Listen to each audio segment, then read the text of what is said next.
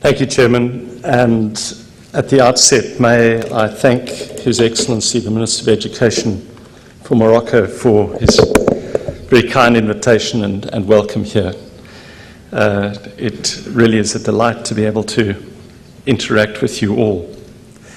I understand that I have 10 minutes to speak, so I will do my best to stay within that, even though it's a great challenge for a lawyer and politician to be short. Zimbabwe historically is recognized as having one of the best education systems in Africa. One of the great successes of post-independent Zimbabwe occurred in its first decade, between 1980 and 1990. The first majority rule government of Zimbabwe expanded education to encompass all Zimbabweans.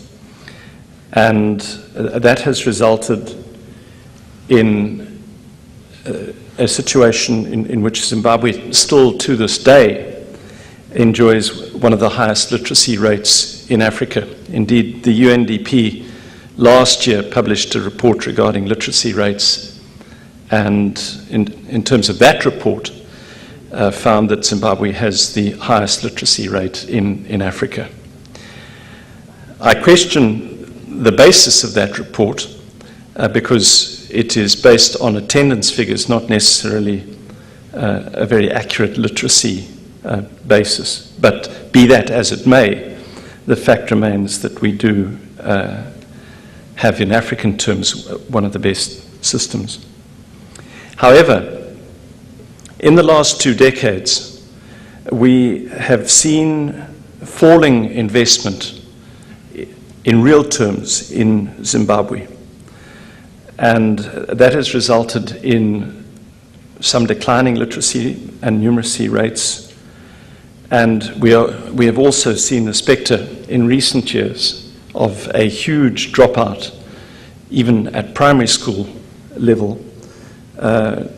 In some cases, as much as 2/3 of children have dropped out in certain schools before they complete their primary school education.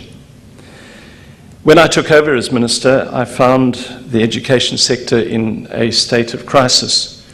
And so the first 2 years have been focused on trying to stabilize the sector. As a government, we are absolutely committed to making education a priority, and that is reflected in this year's budget, in which 23% of our total budget was allocated to education. However, one has to look beyond the mere percentages to look at the figures in real terms. And this year, we have allocated a total of $469 million to educate 3,500,000 students. Of that figure of 469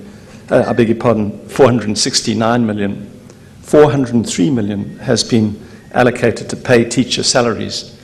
And so you will see that we only have a figure of 66 million left over to provide for the maintenance of infrastructure, the purchase of textbooks, and all the other costs associated with education of 3.5 million children. The math shows that we have less than $2 per child per month that we are investing in education. That situation has been compounded by the fact that the international community is skeptical about the political transition which Zimbabwe is going through at present, and so there has been minimal investment from international partners and governments in the education sector in Zimbabwe. It is within that context that we have had to develop a strategic plan to revitalize education using exceptionally limited resources, to put it mildly. Last year, my ministry developed a short-term strategic plan which was primarily designed to stabilize the sector and we have recently agreed on a 5-year strategic plan, which, in order of priority, strives to restore the professional status of teachers, will strive to revitalize learning quality, the relevance of an integrated curriculum, and to restore and improve conditions of learning, strengthen quality assurance and staff development, reinvigorate school and system governance, management and finance, pay specific attention to ICT, and focus resources on disadvantaged children